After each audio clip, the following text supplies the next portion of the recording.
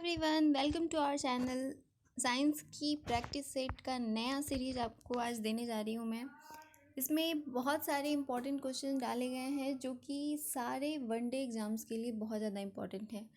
आपको मैं हमेशा ही बोलते आ रही हूँ कि जितने भी क्वेश्चंस इसमें साइंस के दिए जाते हैं वो किसी न किसी प्रीवियस ईयर के एंट्रेंस से लिए हुए रहते हैं। तो ये काफ़ी इम्पॉर्टेंट है आपके लिए, क्योंकि ये सारे क्वेश्चन जो हैं वो रिपीट किए जाते हैं। आप भी जानते हो बहुत सारे एग्जाम्स में सारे क्वेश्चंस रिपीट किए जाते हैं, तो इन्हें बहुत अच्छे तरीके से करने की कोशिश कीजिएगा।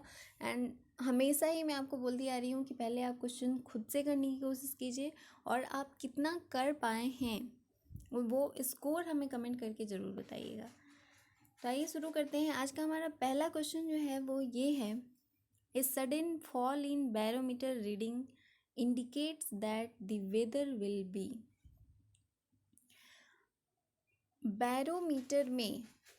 बैरोमीटर का सडनली गिरना मतलब फॉल डाउन बैरोमीटर का क्या इंडिकेट करता है।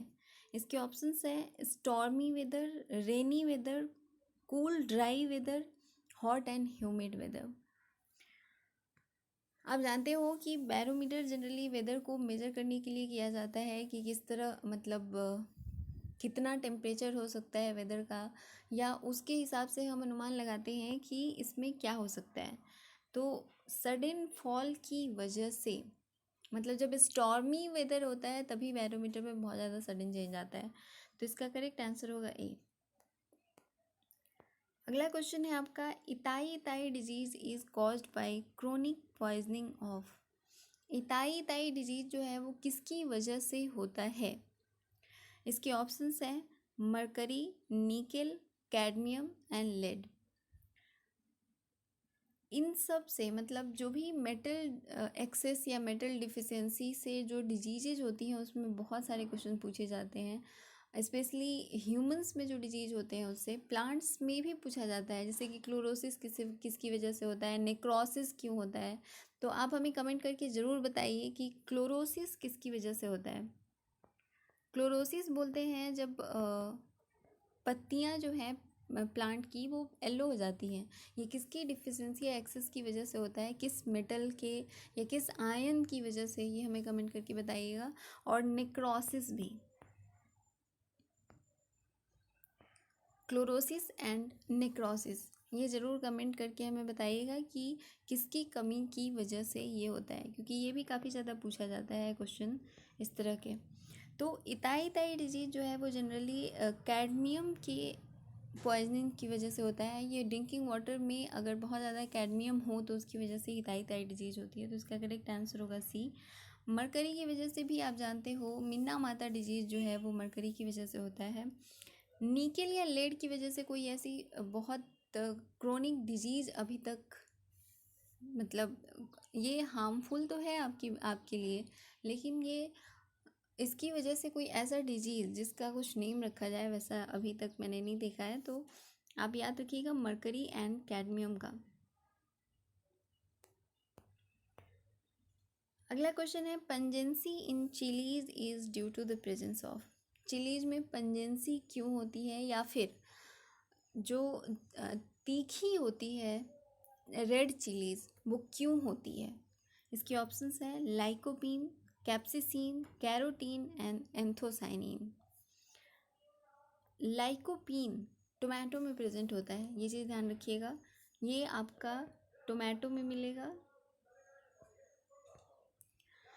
कैरोटीन ये विटामिन ए प्रिकर्सर होता है, ये भी याद रखिएगा, विटामिन ए। और मतलब कैरोटीन को विटामिन ए का प्रिकर्सर कहा जाता है। एंथोसाइनिन कलर शो करने के लिए होता है, मतलब किसी भी फ्रूट में या किसी फ्लावर में जो कलर होता है वो बेसिकली आपका एंथोसाइनिन की वजह से होता है। तो रेड चिलीज़ में जो हॉटनेस होती है या जो तीखापन होता है वो आपका कैप्सिसिन की वजह से होता है। तो इसका करेक्ट आंसर होगा बी। अगला क्वेश्चन है, increasing the amount of a substance does not change its. इसके ऑप्शंस है volume, weight, mass and density. किसी भी सब्सटेंस के अमाउंट में चेंज होने से ऐसा क्या है जो नहीं बदलता है? आप जानते हो वॉल्यूम, अगर आप किसी सब्सटेंस के अमाउंट को बढ़ाओगे तो उसका वॉल्यूम ऑटोमेटिकली बढ़ेगा, उसका वेट भी बढ़ेगा। इसमें आएगा कुछ सब्सटेंस आप यहाँ डालोगे तो उसका वेट भी बढ़ेगा और इसका मास भी बढ़ेगा। मास बढ़ेगा इसलिए वेट बढ़ेगा, क्योंकि आप जानते हो वेट जो होता है वो mg के बराबर होता है। तो जितना मास बढ़ेगा, जितना आप अमाउंट डालोगे मास बढ़ेगा, उतना वेट बढ़ेगा। तो ये ध्यान रखिएगा। तो मास, वेट एंड वॉल्यूम तीनों बढ़ रहा है, लेकिन डेंसिटी आप जानते हो मास पर यूनिट वॉल्यूम होता है। तो जितना मास बढ़ेगा उतना ही वॉल्यूम भी बढ़ेगा, तो दोनों एक दूसरे को कैंसिल आउट कर देते हैं। तो इसलिए डेंसिटी पे किसी भी तरह का चेंज नहीं आता है। तो इसका करेक्ट आंसर होगा डी। अगला क्वेश्चन है, static science is associated with. Static science किससे रिलेटेड है, किससे एसोसिएटेड है? इसके ऑप्शंस हैं dynamic situation, situation of rest, mental situation and data analysing. Static science का मेंटल सिचुएशन से कोई लेना देना नहीं है। स्टैटिक का मतलब होता है रेस्ट। तो वैसा सिचुएशन या वैसा साइंस जिसके बारे में हम मतलब जहाँ पे हम रेस्ट के बारे में स्टडी करते हैं उसे हम स्टैटिक साइंस कहते हैं। तो इसका करेक्ट आंसर होगा बी, सिचुएशन ऑफ रेस्ट। अगला क्वेश्चन है आपका, optical fibre work on the principle of. Optical fibre कौन से प्रिंसिपल पे काम करता है? इसके ऑप्शंस हैं total internal reflection, refraction, scattering and interference. Light से मतलब ऑप्टिक्स से इस तरह के क्वेश्चंस बहुत ज़्यादा होते हैं। इसके अलावा कॉनकेव एंड कॉन्वेक्स लेंस जो है उससे रिलेटेड भी, या डिफेक्ट ऑफ आई से भी बहुत ज़्यादा क्वेश्चंस होते हैं। तो आप इन सारे पोर्शंस को कवर करने की कोशिश कीजिएगा, इससे आपका जनरल साइंस में जितने भी क्वेश्चन होंगे आप इजीली कर पाओगे फिजिक्स में। तो ऑप्टिकल फाइबर जो है ये एक्चुअली इस तरह से राउंड फिगर होता है और इसमें लाइट कहीं से पास किया जाता है, तो ये लाइट इसी में ही ऐसे ट्रैवल करते रहता है और इसीलिए इसको बहुत ज़्यादा दूर या किसी फाइन पार्टिकल को देखने के लिए यूज़ किया जाता है। तो इसमें रिफ्रैक्शन नहीं हो सकता है क्योंकि ये एक मीडियम से दूसरे मीडियम में ट्रांसफ़र नहीं होता है। इंटरफेरेंस भी नहीं हो सकता है क्योंकि दो लाइट मीडियम एक दूसरे को क्रॉस नहीं कर रहे होते हैं। और स्कैटरिंग भी नहीं हो रही है यहाँ पे क्योंकि दोनों आप देख रहे हो वॉल इस तरह से बना हुआ रहता है और इसमें लाइट स्कैटर्ड नहीं होता है। तो इसका करेक्ट आंसर होगा ए। ऑप्टिकल फाइबर जो है वो टोटल इंटरनल रिफ्लेक्शन, मतलब ये यहाँ आता है फिर इंटरनली रिफ्लेक्ट करता है और यहाँ से फिर रिफ्लेक्शन, मतलब टोटल इंटरनल रिफ्लेक्शन होता है, बाहर कहीं भी नहीं जाता है। तो optical fibre total internal reflection के प्रिंसिपल पे काम करता है। अगला क्वेश्चन है, Raman effect deals with the light rays passing through. इसके ऑप्शंस हैं only fluid, only prism, only diamond, all transparent medium. Raman effect जितने भी ट्रांसपेरेंट मीडियम होते हैं उन सब के लिए ये वर्क करता है। तो सिर्फ वनली फ्लूइड, वनली प्रिज्म या वनली डायमंड हम नहीं बोल सकते हैं। तो ये इसका करेक्ट आंसर होगा डी, ऑल ट्रांसपेरेंट मीडियम। ये सारे ट्रांसपेरेंट मीडियम के लिए वर्क करता है। अगला क्वेश्चन है, component of cotton is. Cotton का कंपोनेंट क्या होता है? इसके ऑप्शंस हैं protein, fatty acid, cellulose and glycerine. Cotton आप जानते हो कि प्लांट से ऑब्टेन किया जाता है और प्लांट में जब बेसिकली सेलुलोज प्रेजेंट होता है, सेलुलोजिक सेल वॉल होते हैं। तो कॉटन जो है वो प्योर सेलुलोज होता है, सेलुलोज का ही बना होता है। तो इसका करेक्ट आंसर होगा सी। अगला क्वेश्चन है, natural rubber is a polymer of. Natural rubber किसका पॉलीमर होता है? इसके ऑप्शंस हैं butadiene, ethylene, isoprene and styrene. इसका करेक्ट आंसर होगा सी, आइसोप्रीन। नेचुरल रबर जो है वो आइसोप्रीन का पॉलीमर होता है, मतलब इसका जो मोनोमर होता है उसे हम आइसोप्रीन कहते हैं। ये एक्चुअली 2,3-मिथाइल ब्यूटाडाइन को हम आइसोप्रीन कहते हैं। अगला क्वेश्चन है which disease is caused due to deficiency of vitamin C. इसके ऑप्शंस है scurvy, goitre, cancer and rickets. Vitamin C की डिफिशियंसी की वजह से कौन सा बीमारी होता है? जो लोग भी हिंदी वाले हैं वो प्लीज़ मैं जो भी प्रोनाउंस कर रही हूँ उस पर ध्यान दीजिएगा। बहुत सारे टर्म्स ऐसे हैं जो बायो या मतलब साइंस में बेसिकली वो इंग्लिश में ही होते हैं, तो सिर्फ कौन क्या है कैसे है ये आपको समझना होता है, तो इस पे ध्यान रखिएगा। और हाँ, जितनी भी डिफिशियंसी वाले डिजीज़ होते हैं, जैसे विटामिन ए की वजह से कौन सा डिजीज़ होता है, बी की वजह से कौन सा होता है, सी की वजह से कौन सा होता है, तो इस तरह के जो डिजीज़ हैं वो आप इनको याद रखिएगा। विटामिन सी की डिफिशियंसी की वजह से स्कर्वी होता है। ग्वाइटर आप जानते हो घेंघा रोग इसको कहते हैं, और ये घेंघा रोग जो है वो थायरॉक्सिन की डिफिशियंसी की वजह से होता है। थायरॉक्सिन एक हार्मोन है और ये हार्मोनल डिजीज़ कहलाता है। कैंसर आप जानते हो ऑन्कोजेनिक सेल्स की ग्रोथ की वजह से होता है, ऑन्कोजिन कहते हैं, ऑन्कोजेनिक सेल्स। ये कैंसरस सेल्स होती हैं जो बॉडी में अवेलेबल होती है, वो किसी भी तरह के इरिटेशन से वो उनका ग्रोथ होने लगता है और फिर वो ट्यूमर में कन्वर्ट हो जाते हैं और वहाँ से फिर वो कैंसर बन जाते हैं। रिकेट्स आप जानते हो विटामिन डी की डिफिशियंसी की वजह से होता है। अगला क्वेश्चन है the energy of wind is. हवा की ऊर्जा कैसी होती है? इसके ऑप्शंस हैं only potential, only kinetic, electrical, potential and kinetic. Potential energy का मतलब होता है कि कोई पार्टिकल अगर रेस्ट में है, कहीं पे बैठा हुआ है, तो उस पर टोटल पोटेंशियल एनर्जी जो है वो mgh के बराबर लग रहा होता है। mgh mass gravitational acceleration and कितनी हाइट पे है वो। तो पोटेंशियल एनर्जी एयर में नहीं हो सकता है, क्योंकि एयर में जानते हो आप कि गैसेस होती हैं और गैसेस हमेशा मूव करते रहती हैं पार्टिकल, और ये एक मूवमेंट की वजह से इनमें एक वेलोसिटी डेवलप होती है। तो जहाँ भी वेलोसिटी होगा वहाँ पोटेंशियल एनर्जी नहीं होगा। हाँ, अब बात करते हैं इलेक्ट्रिकल की। इलेक्ट्रिकल भी नहीं हो सकता है क्योंकि सिर्फ इलेक्ट्रॉन मूव नहीं कर रहे होते हैं, पार्टिकल मूव कर रहे होते हैं। इलेक्ट्रॉन्स जहाँ पे मूव करते हैं वो आपका इलेक्ट्रिकल एनर्जी वहाँ जनरेट होता है, लेकिन जहाँ इलेक्ट्रॉन्स मूव नहीं कर रहे होते हैं वहाँ मैकेनिकल एनर्जी होती है, और मैकेनिकल में आपका आता है पोटेंशियल एंड काइनेटिक एनर्जी। तो आप जानते हो पोटेंशियल नहीं हो सकता है, तो इसका करेक्ट आंसर होगा बी, सिर्फ काइनेटिक एनर्जी होता है, क्योंकि इसमें आपका काइनेटिक एनर्जी आप जानते हो हाफ एम भी स्क्वायर के बराबर होता है। वेलोसिटी क्योंकि जनरेट हो रही होती है तो इसकी वजह से सिर्फ इसमें काइनेटिक एनर्जी होता है। अगला क्वेश्चन है वेटलेसनेस इज। वेटलेसनेस मतलब हमारा भार हमें महसूस नहीं होना, किस चीज़ को इंडिकेट करता है?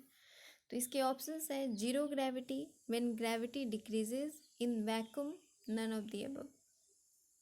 वेटलेसनेस का मतलब हो गया, वेट आप जानते हो mg के बराबर होता है, तो अगर g जीरो हो जाए तो हमारा वेट जो है वो जीरो हो जाएगा और हमें वेटलेसनेस फील होगा। तो इसका करेक्ट आंसर होगा ए, जीरो ग्रेविटी।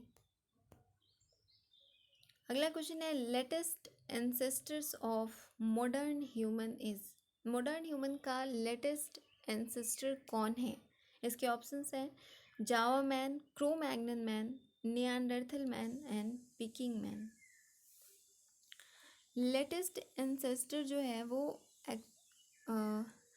सबके मतलब बेसिकली जो ह्यूमन इवोल्यूशन हुआ है उसमें क्रैनियल कैपेसिटी मानी जाती है बेसिक चीज़। क्रैनियल कैपेसिटी सीसी, सबसे ज़्यादा क्रैनियल कैपेसिटी जो है वो क्रो मैग्नन मैन की है और इसका होता है 1600 सीसी।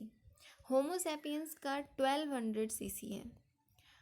पीकिंग मैन का 800 सीसी है एंड जाओ मैन का 400 सीसी है। नियांडरथल मैन का 1400 सीसी है।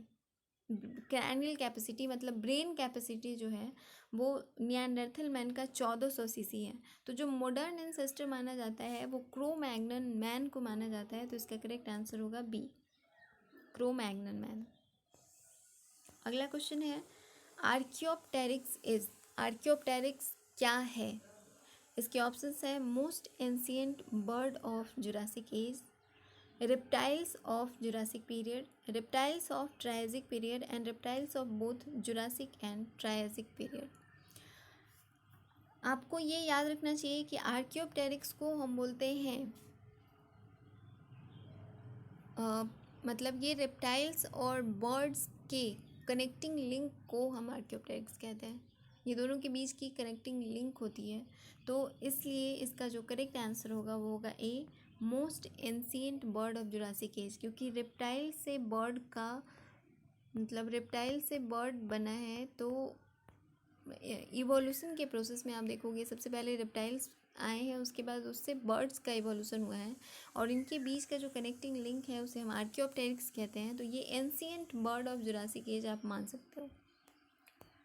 बहुत ही अच्छा क्वेश्चन है, क्योंकि इस तरह के क्वेश्चंस हमेशा ही हमें कंफ्यूज करते हैं और हमें पता नहीं होता है। तो इवोल्यूशन में इस तरह के क्वेश्चंस बहुत ज़्यादा पूछे जाते हैं, इसको बहुत ध्यान से और बहुत अच्छे तरीके से पढ़िएगा। पीरियड्स, इपोक्स एंड एराज ज़रूर याद रखिएगा। अगला क्वेश्चन है the concept of expanding universe is based on. Universe का एक्सपेंड होना, ये कॉन्सेप्ट किसने दिया है? इसके ऑप्शंस हैं Doppler effect, Stark effect, Zeeman effect and Raman effect. तो रमन इफेक्ट बेसिकली जो मतलब जितने भी ट्रांसपेरेंट मीडियम होते हैं उसमें लाइट किस तरह से ट्रैवल करता है उस पर बेसिकली ये बनाया गया है रमन इफेक्ट, और उस पर एनर्जी भी कैलकुलेट की जाती है। स्टार्क इफेक्ट का मतलब होता है इलेक्ट्रिकल फील्ड में जो डिफ्लेक्शन होती है उसे हम बोलते हैं स्टार्क इफेक्ट। जीमन इफेक्ट होता है मैग्नेटिक फील्ड में डिफ्लेक्शन इन मैग्नेटिक फील्ड को हम जीमन इफेक्ट कहते हैं। तो एक्सपेंडिंग ऑफ यूनिवर्स जो है बेसिकली डॉपलर इफेक्ट पे बनाया गया है। अगला क्वेश्चन है an astronaut sees the colour of the sky as. एक एस्ट्रोनॉट को स्काई का कलर कैसा दिखता है? जनरली आप देखते हो कि स्काई का कलर आपको ब्लू दिखता है, और ये ब्लू दिखता है स्कैटरिंग की वजह से। ये भी याद रखिएगा, स्कैटरिंग ऑफ लाइट की वजह से ब्लू कलर स्काई का हमें दिखाई देता है। इसके ऑप्शंस हैं blue, white, black and red. तो एस्ट्रोनॉट जब स्काई को देखते हैं तो उन्हें ब्लैक कलर का दिखाई देता है, ये याद रखिएगा। इसके करेक्ट आंसर होगा ब्लैक। अगला क्वेश्चन है the colour of an opaque object is due to. एक किसी भी ओपेक ऑब्जेक्ट का कलर किसकी वजह से शो होता है? इसके ऑप्शंस हैं absorption, refraction, reflection and scattering. Absorption की वजह से किसी भी ऑब्जेक्ट का कलर ब्लैक दिखाई देता है, क्योंकि वो वाइट लाइट को एब्जॉर्ब कर लेता है, और वाइट को जब एब्जॉर्ब करेगा तो वो ब्लैक कलर का दिखेगा। रिफ्लेक्शन से वाइट दिखता है, या फिर जिस भी कलर को रिफ्लेक्ट करेगा वही कलर दिखाई देगा। तो इसका करेक्ट आंसर होगा सी, रिफ्लेक्शन। जिस भी कलर को वो रिफ्लेक्ट करेगा कोई भी ओपेक ऑब्जेक्ट, तो उसका कलर वही दिखाई देता है। अगला क्वेश्चन है in human eye image of the object forms at. ये बहुत ही सिंपल सा क्वेश्चन है कि ह्यूमन आई में जो ऑब्जेक्ट का इमेज बनता है वो कहाँ बनता है? इसके ऑप्शंस है कॉर्निया, आइरिस, प्यूपिल एंड रेटिना। आप सब इसका आंसर जानते हो। रेटिना जो है वो सबसे अंदर वाला पार्ट होता है, और वहीं पे मतलब ये एक फिल्म की तरह काम करता है जिस पे ऑब्जेक्ट का इमेज बनता है। इसका करेक्ट आंसर होगा डी। अगला क्वेश्चन है which is not a primary colour. इसके ऑप्शंस हैं black, yellow, red and blue. कौन सा प्राइमरी कलर नहीं है? प्राइमरी कलर होता है ग्रीन होता है, रेड होता है एंड येलो होता है। ग्रीन, रेड एंड येलो को हम प्राइमरी कलर कहते हैं, और इन तीनों के मिलने से ब्लैक कलर का फॉर्मेशन होता है। इन दोनों के मिलने से एक डिफरेंट कलर यहाँ बनता है, इन दोनों के मिलने से एक कलर यहाँ बनता है और एक कलर यहाँ बनता है। ये तीनों प्राइमरी कलर नहीं होते हैं, बस रेड, ग्रीन और येलो प्राइमरी कलर होते हैं। तो ये जो ब्लैक कलर है वो भी आपका प्राइमरी कलर नहीं होता है, तो इसका करेक्ट आंसर होगा ए। अगला क्वेश्चन है आपका, व्हेन आइस मेल्ट्स देन। अगर आइस मेल्ट होता है तो किस तरह के चेंजेस आते हैं? इसके ऑप्शंस हैं, volume increases, volume decreases, mass increases and mass decreases. तो आइस मेल्ट करेगा तो मास पे कोई भी इफेक्ट नहीं पड़ता है, क्योंकि जितना अमाउंट आप आइस का लोगे उतना ही वो कन्वर्ट होके वाटर में बदलेगा। तो मास पे किसी भी तरह का कोई इफेक्ट नहीं पड़ता है, तो ये दोनों नहीं होंगे। हाँ, वॉल्यूम पे इफेक्ट पड़ता है, वॉल्यूम बढ़ता है या घटता है। तो जब आइस का फॉर्मेशन हो रहा होता है तो उस केस में वॉल्यूम इंक्रीज करता है, और वॉल्यूम इंक्रीज करने की वजह से ही उसका डेंसिटी घट जाता है, और डेंसिटी कम होने की वजह से ये वाटर पे फ्लोट कर पाता है। ये आप एक के साथ दूसरा कॉन्सेप्ट जब इस तरह से आप पढ़ोगे, रिलेट करोगे, तो आपको चीज़ें बहुत अच्छी तरीके से याद भी रहेंगी, और रीजनिंग टाइप जो क्वेश्चन पूछे जाते हैं उसमें आपको किसी भी तरह का कोई प्रॉब्लम नहीं होगा। तो आइस जब मेल्ट करेगा तो वो वाटर में कन्वर्ट होगा, वाटर में कन्वर्ट होगा मतलब डेंसिटी इंक्रीज करेगी, और डेंसिटी इंक्रीज करने का मतलब है कि वॉल्यूम डिक्रीज करेगा। इसका करेक्ट आंसर होगा बी, वॉल्यूम डिक्रीजेस। ये अभी तक टोटल 20 क्वेश्चन आपके थे साइंस के। हम हमेशा ही आपको 20 क्वेश्चंस देते आ रहे हैं, ताकि आपका अच्छे तरीके से पढ़ाई भी हो सके और रिवीजन भी हो सके, और आप पे कोई बर्डन भी ना हो। अगर आपको किसी भी तरह का कोई भी प्रॉब्लम हो तो हमारा टेलीग्राम ग्रुप है, व्हाट्सएप ग्रुप है, आप वहाँ कनेक्ट हो सकते हैं। जिन्हें भी पीडीएफ वगैरह चाहिए वो हमें टेलीग्राम पे, व्हाट्सएप ग्रुप पे, या फिर हमारा फेसबुक अकाउंट पे भी आप हमें कनेक्ट कर सकते हैं।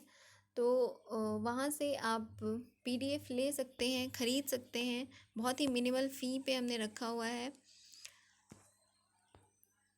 इस चैनल को लाइक, शेयर एंड सब्सक्राइब भी ज़रूर करें प्लीज़, बहुत मेहनत कर रहे हैं हम आपके लिए, तो इससे जितना हो सके शेयर कीजिए, सब्सक्राइब कर लीजिए जिन्होंने भी नहीं किया है, और बेल आइकन को ज़रूर प्रेस कर लीजिएगा, ताकि आपको सारे नोटिफिकेशंस जो हैं वो टाइम पे मिलते रहें। इससे आपको कोई भी वीडियो आप मिस नहीं करेंगे, और अच्छे तरीके से आप अपनी रिवीजन कर सकते हैं। Thank you.